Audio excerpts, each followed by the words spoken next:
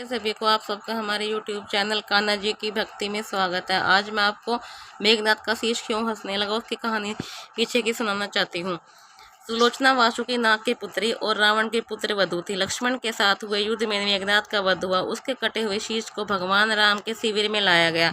अपने पति के मृत्यु का समाचार पाकर सुलोचना ने अपने ससुर रावण से राम के पास जाकर पति का शीश लाने की प्रार्थना की, किंतु रावण इसके लिए तैयार नहीं हुआ। उसने सुलोचना से कहा कि वह स्वयं राम के पास जाकर मेघनाथ का शीश लेकर आए, क्योंकि राम पुरुषोत्तम है, इसलिए उनके पास जाने में कोई भय नहीं है।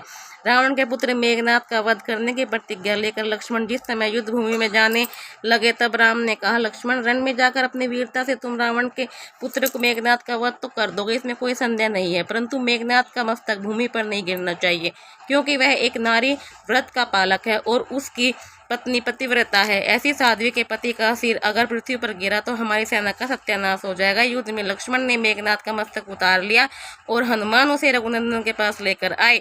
उसकी एक भुजा सुलोचना के पास जाकर गिरी। सुलोचना ने सोचा कि यह किसी और पुरुष की भुजा है। भुजा से कहा कि यदि तुम मेरे पति की भुजा हो तो लिखकर युद्ध का हाल बताओ।